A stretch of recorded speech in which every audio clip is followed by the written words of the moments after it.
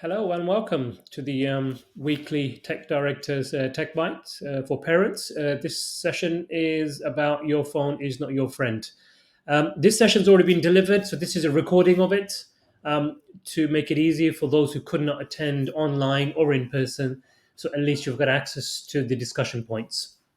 I think it's a very important topic. Phones are everywhere. We introduced them to kids at a much younger age than we used to. I got my first mobile phone when I was 20 years old, much later. Where kids nowadays get them, some of them at the age of 7 or 8. I think average you're looking at about between 11 to 13 years old.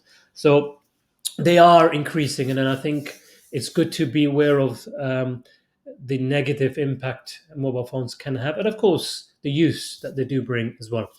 I'm going to show you two videos, and then I'm going to ask you a question related to that after that. So this is the first one about cats.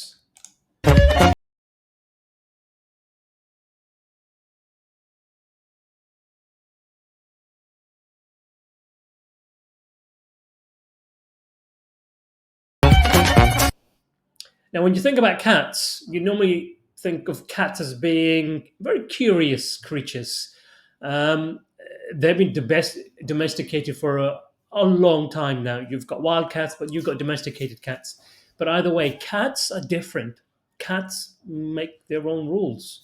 So bear that in mind, and I'm going to show you the next video. Dogs. When you think about dogs, you normally would think about something like this. There's no sound on this video. But dogs are generally known to be obedient, loyal, and will do as more or less what you ask them to do. Um, so, are you a dog person or a cat person? I'm going to ask you that question at the end of the video. But remember these two videos: the very curious cat and the very loyal and obedient dog. But I have a very interesting question later on. Right, this is the question now. I have one. I have an Apple phone, iPhone. At home, we've got the Apple ecosystem. Is it a friend? I mean, to be honest, when we think about phones, they're with us all the time. When we're thinking about something, the first thing we would do is pick up the phone and say, we'd either Google it or we'd search on the phone. Even if it's a medical condition, you think, "Oh, let me just ask." So, this is the first thing you go to? Um, this is so personal that you may even take this to the toilet with you. Now that waterproof, you may even take it in the shower. So it's considered as a friend, a very very close friend. Everything you search for, this is where you go first, right? Or is it a foe? Is it a friend that you confide in? However, at the earliest opportunity, it will share that information. So if you're going to Google it, it will share that information with Google.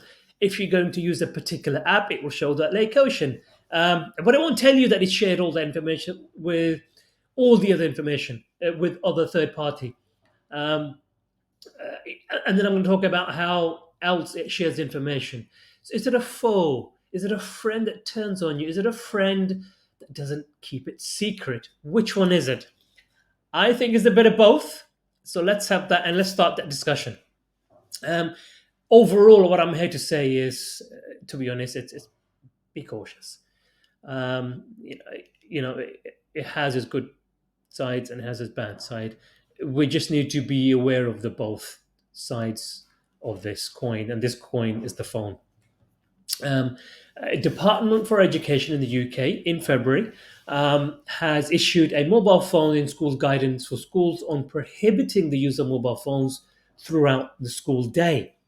And this is new, very, very new, a new guidance. The UK believes that the mobile phones should be banned in schools.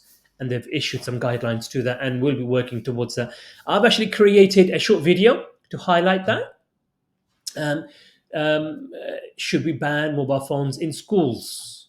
And this is just a brief video about the UK and the UK guidance.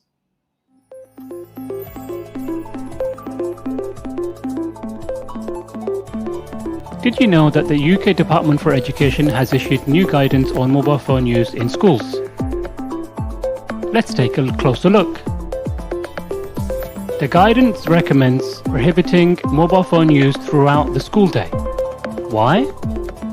Because research shows that the mobile phone use can negatively impact students' attention, memory, and learning. In fact, a study from London School of Economics found that banning mobile phones in schools led to an improvement in test scores. Of course, there are some concerns about how this guidance will be implemented. But ultimately, it's about creating a better learning environment for our students. So what do you think about the new guidance on mobile phone use in schools? Let's keep the conversation going. Did you recognize the voice? It's something I'm trialing with. I hope you like the video. And the character, I tried to make it look like me with the glasses and the side parting. But on a serious note, mobile phones. This is a discussion that I would like to have at NCBIS with the teachers, parents, and the students, the whole community. The UK Department of Education certainly feels that we need to create a safe environment for schools, and they've said, and this findings from the UK said that every school has a duty to create an environment that is calm, safe, and free from distraction, so all pupils, whatever their background, can learn and thrive. One of the greatest challenges facing schools is the presence of mobile phones. Today, by the age of 12, 97% of pupils own a mobile phone, and that's UK findings. Mobile phones risk unnecessary distraction, disruption, and diversion. 1 in 3 secondary school pupils report that mobile phones are used in most lessons without permission. And that is quite disturbing. And this is the discussion that I would like to have at NCBIS. Are mobile phones useful? Do they have a place in the school? And understanding the pros and cons of both that discussion, and hopefully we can reach a conclusion so we can have a policy in place by September 2024. I would say that starting point of the discussion is starting with ourselves. What is your mobile phone usage? How much do you use it? How much do you spend time on your mobile phone each day? Do you know how much time do you spend each day? That's just your use. How much do how much do your kids spend time on their devices? Again, like I said, I use the iPhone. On the iPhone, it actually gives me a breakdown of my use. So if I now go down into my data, so this would be on a daily and a weekly data. If I look at my data so far, it says I've already spent 15 minutes on LinkedIn. I've spent 10 minutes on WhatsApp. So it's giving me a breakdown already. If I go to the week data, I would say it's telling me so far that I've spent most of my time on WhatsApp. WhatsApp is actually a communication tool that we use at school within departments, especially within the IT department. So it actually gives me a breakdown on most used apps. It gives me a daily average use on how much I actually spend time on the phone. And then it also gives me a daily average of notifications. Where am I getting most of my notifications from? For this week is Fresh Service. Fresh Service is a ticketing service that we use at NCBIS, and then it's WhatsApp. So it seems to be a lot of it work-related use at the moment. And then the fourth is Proton Mail, which is my personal email. So I think it's good to get an understanding of mobile phone use. How much do we use? And where? Where is the use coming from? And it'd be good to get that understanding about your child's mobile phone usage. And I think that would be a good understanding. That would be a good starting point on this discussion. You may not have the answers now, but I think it's good to think about them. Um, right. When we look at mobile phones, they're designed. So this is not an error. They're designed to say, "Here I am. Here I am. Here I am. Here I am."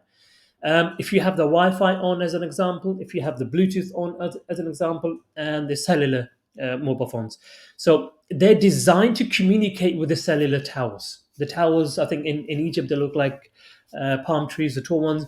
So whenever you're walking by or driving by, the phones keep saying, "Here I am, here I am, here I am. Come and find me, come and find me." So these signals are sent. They're invisible, but the signals are sent almost every minute, every second, from your mobile phone to the cellular towers. And then in each phone, there is something called an IMEI, an International Mobile Equipment Identity. You will not find it anywhere else other than your unique phone. Every single phone on this planet has a unique IMEI number. It also comes with an IMSI number, International Mobile Subscriber Identity. Putting these two together, it fundamentally means only one person, if you're sharing, that's a different matter, but only one person has access to this device. And now, because the phones are designed to say, here I am, looking for those communication towers, your location is shared almost instantly. And it's a good thing, but also a bad thing. Um, and we need to look at that. It's a bad thing because the data is kept forever. You're never told that it's kept forever. That data is there forever. I think having that data, it can be good for safety, but to keep it unnecessarily for forever, I think that's a sign for danger in the future. As an example, for example, Meta, aka Facebook, has announced that it will use old data. So, for example, it's been 10 years that I don't have a Facebook account.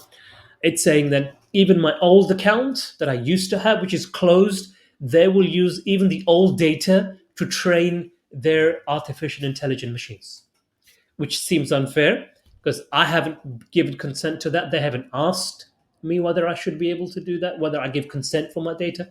But they're saying because it's theirs and it's on their servers, they will be using old data as far back as it goes to train the AI. And this is the danger. This is the dark side of the internet and the mobile phones and that data, unnecessary collection of data that I want everybody to be aware of. Uh, the rise of smartphone is is unfortunately linking to addiction. The book that I shared last week, I think it is going around with some of the parents. I urge you to read it. Read it. The About smartphones and the 10 reasons to give up social media right now. It's a very, very good book, and it talks about smartphone addiction. It talks about how the current technology is designed to be addictive. Things like notifications, as an example. Something to think about though, when we talk about addiction. This is USA findings. So this is in particular relevant to US and not the world. About 80% of smartphone owners fiddle with their phones within 1 hour of waking up or going to sleep. So before they go to sleep and when they wake up, this is the first thing we look at, or the last thing we look at. A very, very close friend, but it collects data and it has an impact. It's an addiction. And then to break away from that becomes very difficult. Um, Up to 53% of millennials check their phones in the middle of the night. That's a shocking finding, where kids have got so much on their mind that they feel the need to check in the middle of the night before they go to school or before they meet their friends. The constant need to reply back to messages ASAP, um, rather than wait or think about it. The lack of thinking or the immediate need to respond to something without thinking, it is on the increase. And then this finding, it says 53% check in the middle of the night. There is a 70% chance that teenagers who spend 5 hours a day on the smartphones will be more suicidal than those who spend 1 hour on their device. So the amount of time we spend on these devices has a direct impact on our mental well-being. It's just not monitored. It's just not filtered. To have an unmonitored, unfiltered device in the hands of young minds who are still developing and learning the world, it can be very, very damaging. And I mentioned some of the unfortunate results of that during my last session. Please have a look at that presentation. 58% of smartphone users are struggling to limit their screen time. They don't know how to do it. That includes adults. They do not know how to put that device down and be in control of that device. It's a sign of addiction. And the cumulative time average smartphone user will spend on their smartphone is approximately about 6 years, 8 months. So we can give it about 7 years. 7 years of our life is spent on this device, and that is addiction. Lastly, about 72% of teenagers have complained that people expect them to respond to notification as soon as they receive it. The anxiety that builds, that you need to respond as soon as possible. I think once or twice is fine, but when you think of that anxiety level every single day, every hour, in some cases every second, it can bring you down. It can slowly break you down. So your mental capacity to think properly, it's taken away. And that's very, very damaging for young minds. Um, Distraction and reduced productivity has had a huge impact as a result of using smartphones. A study from the University of Texas in Austin, published in the Association of Consumer Research, what they did was that they did a research with two sets of students, young minds, where same activity was given, everything was the same, where one group of students were given a smartphone, and that smartphone could be left in their purse or in their pocket or in their backpack, rucksack, but it was within the room. The second group, where they were not allowed to have the smartphone within that room, within those four walls. And what they found was the kids, or the second group that did not have that physical device, whether it's in the pocket, on the rucksack, or anywhere within the room, their concentration level increased, as opposed to the other one, although it was tucked away, put away, not visibly there, but it was within the four walls that they were there. It reduced their productivity and their attention span. And they argue that the phone symbolizes that we could be interrupted at any minute. I talked about it last week. It might be an idea to dinner time, put that mobile phone away, not even at the dining table. But having that phone there, even although you're having that phone conversation, it means that at any point that thing could just ping, and your notification is going, or your attention is going to go to that device. So physically not having it there makes a huge difference. And one of my recommendations would be is not to have devices at the dining table or when you're eating. You can have that human interaction. And it's almost like mobile phone has a privileged attention space, that it's got its own attention space. When it pings, it has to be immediate. And I think we're all guilty of that, and that includes me. We just have to train ourselves to not to be trigger happy. The impact on mental and physical health is huge, and again, it's increasing rather than decreasing. There's an increased anxiety levels. We talked about the notifications. One recommendation would be to reduce notifications, switch them off. Difficulty is sleeping, simply because we look at the screens before we sleep, and we look at them when we wake up, where it's constantly on the mind. Or actually, I've just sent somebody a message. They should have got back now. They haven't got the two ticks now. They should have got the two ticks. That's constant. Now, as an adult, you can rationalize that. As a young mind, you cannot. Your mind just wanders in places where it shouldn't. And that can really have an impact on mental and physical health. Isolation from social interaction, because you're so used to, I guess, so used to the device being your comfort zone. So the form of rejection I mentioned last week as well, where in school, when I come into school and I see kids just literally on their device with their heads down, and around them are their friends physically there, but the rejection is difficult for them to take. So it has an impact on how they socially interact with each other. It leads to depression. Uh, Again, these issues are slow. It could take months and sometimes years to show signs of any of these. Decreased performance at work or at school, simply because you're just not focused. And relationship issues, as we talked about. Setting boundaries and finding a balance would be the key. Um, Again, we talked about that last week.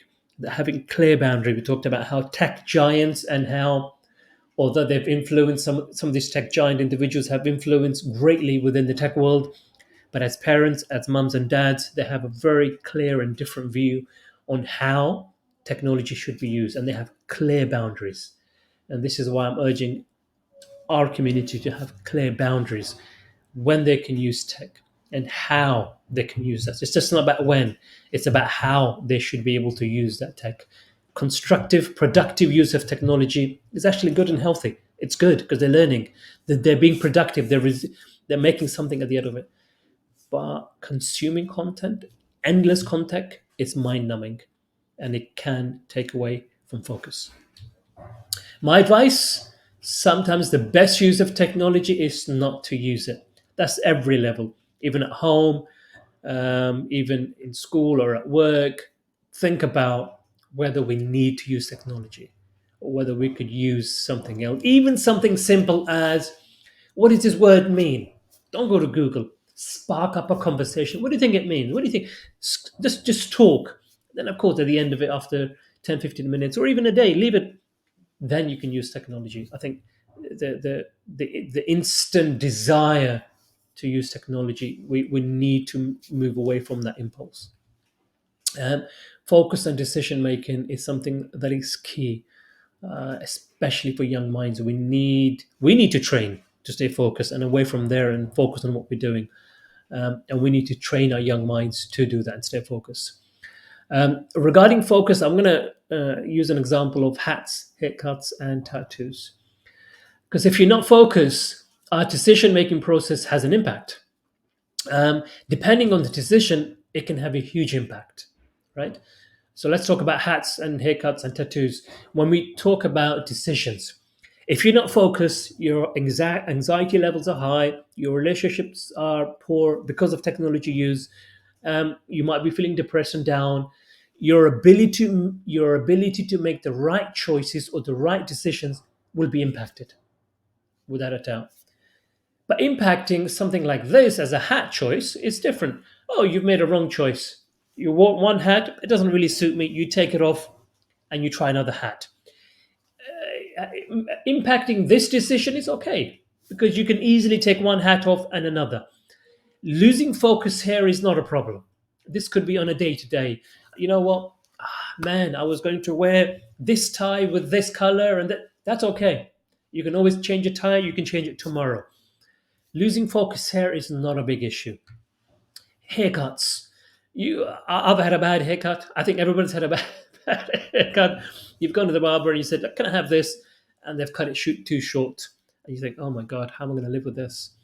And we do. We learn to live with it because in a week, in 2 weeks, in 3 weeks, the hair will grow back and you can style it however you wish. Even these decision making, fine, you made a wrong choice. Okay? You haven't done an activity correctly because of the lack of focus. You'll have another time. Your first draft of your essay wasn't correct. Doesn't matter. You'll have another chance. This homework wasn't really, or this test wasn't really good. I really messed up because I wasn't focused. I was spending too much time on tech. I was doing this and then that. That's fine. However, the tattoos. When we have tattoos, it will generally stay there for a long time, like a scar.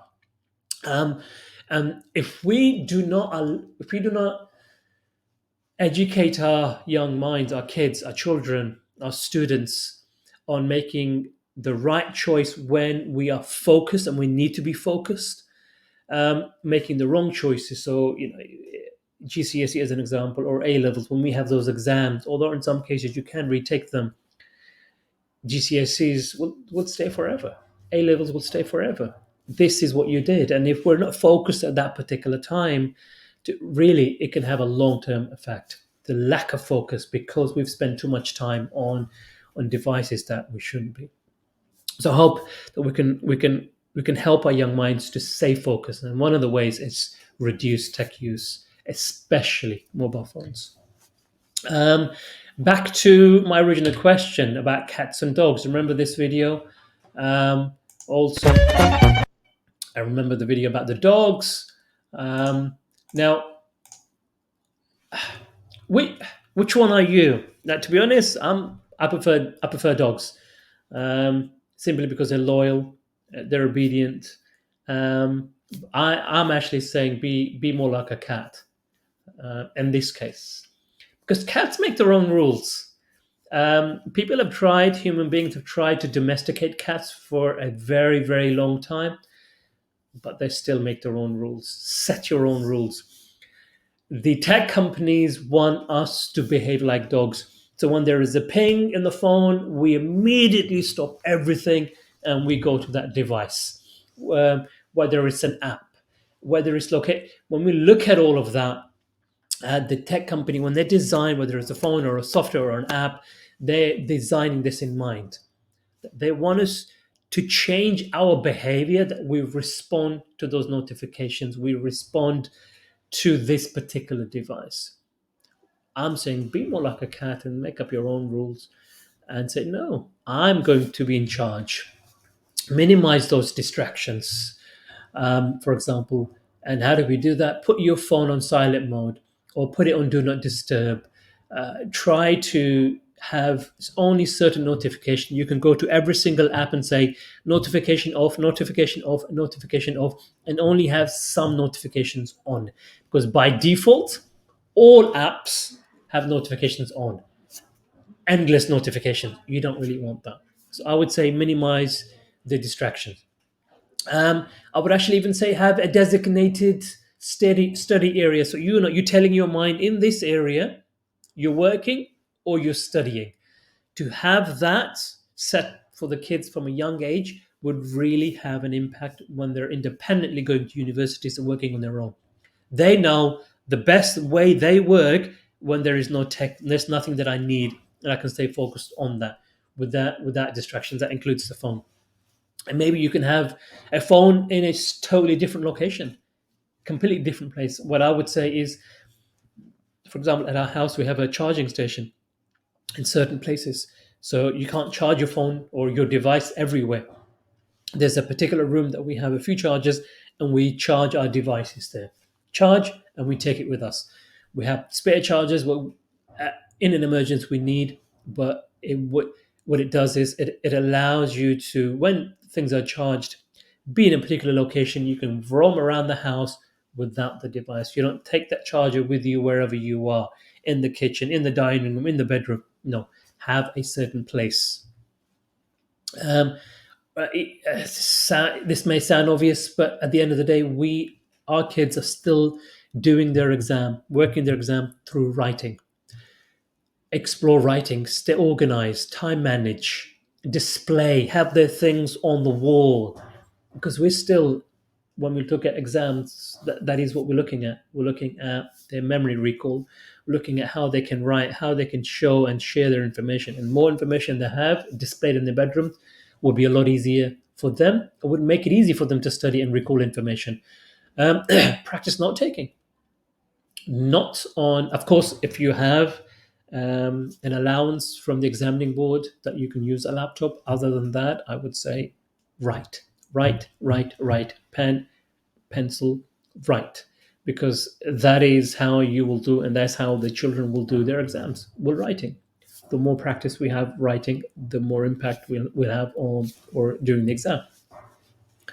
Create flashcards, again, writing. Those flashcards, that's how I used to revise for my GCSE and A level, and for me, had a huge impact. And what that also does is, I used to work with friends. flashcards, test each other. Again, you can do that online, but the best use of technology is sometimes not to use it. You don't have to use online flashcards. It's okay to use written ones. Display your work. Get the kids to display the work, anything they've done, put them on the wall, because then they can either check their mistakes, and those mistakes will be visible, or those mistakes will also be visible to others when they're seeing and displaying their work. Take advantage of educational resources. Like I said, I'm not against technology. I'm a technologist. It is good, but there's a time and place for it. There are really, really good educational resources. For example, Bite Size, BBC Bite Size. Unfortunately, you would need a VPN to access that because it's a UK based. I think it has fantastic resources for Key Stage 1, 2, 3, 4, and 5 for all because it's directly linked to the British curriculum. Really, really good. And there are other educational resources, subject specific one. You can ask your teachers, or you can ask your child to ask teachers which one would be good. As long as it's targeted use of tech, it can be very productive. Uh, Connect with online study communities based on those subject areas, because then what you're doing is you're sharing common practice, you're sharing mistakes and resources. As long as you're focused and you don't spend too much time, focused use of technology is very productive. Use study related apps. There are lots of study related apps, especially for younger minds. One of the apps that I really use called 1 Billion. 1 Billion app for reception, nursery, year one, year two. Fantastic. For numeracy and literacy, 1 Billion. Really, really, really good. But for later years, there are study specific apps that you can use. Uh, and again, use timers on the apps on the phones if you have to. I'm not saying no. Again, if you're going to use a timer, I would preferably use a timer that's not linked to a phone or an iPad, because then you're forced to have that device in your room. But if you have to, target and be careful on how you're going to use your device. Set goals and breaks. Very, very useful. Very, very good. Study in manageable tasks, in small tasks. Take short breaks. Recharge. I think it's a good idea to, if you're not having tech in your space, go to that space where there is tech. Look at it, get that refresh, and come back to your study space. Share your goals with others. I think being transparent and open is very, very good. Ask others for help, and then you're able to articulate where you're actually finding it difficult. I think asking help is very good. Reduce tech all along before sleeping. Again, if you're charging your phone somewhere else in a different location, if you need an alarm clock, get an alarm clock.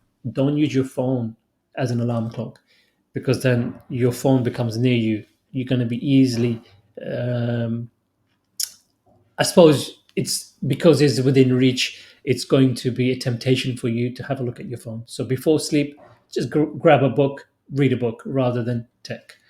After you wake up, it's not going to be physically located in your room. I would say get up, think about your work, think about your day, but don't go directly to your phone. Analog alarm would be a solution rather than your phone as an alarm. Charge phone in a different location, like I said. Maybe have a charging station in the house for laptops, iPads, iPhones, tablets. One main location, and have spare charges so you can, in an emergency, take them if you need to. I think fundamentally what I'm saying is, the phone can be your friend, but in small doses. But if you have your phone with you all the time and you're reliant, that's not a friend, it's a foe. Next discussion will be on data and how to keep your data private. And some of it will be linked to your phone. Keep in control of technology. Don't let it control you. You control technology rather than the other way around, especially in the context of artificial intelligence. In the days of artificial intelligence, we need to be in more control of technology rather than the other way around. There are further readings, or if you want to watch videos or documentaries, I would highly recommend. Some of them I will share next week during my session. One of them is The Great Hack. It's on Netflix. The Social Dilemma on Netflix and Coded Bias. These three are highly recommended. It'll give you a great insight on data addiction, and just overall understanding of how the tech industry works. One of my highly recommended books with the parents have taken already and they're passing around. Please read it. 10 Arguments for Deleting Your Social Media Accounts Right Now by Jaron Lanier. He's considered as the godfather of modern social media and technology. He argues, let it go. Technology is good, but has its time and place because it's designed to be addictive. This concludes the end of the session. Next week, we'll talk about data and how to keep your data yours. Until then, if you have any questions, please do not hesitate to contact me. Thank you.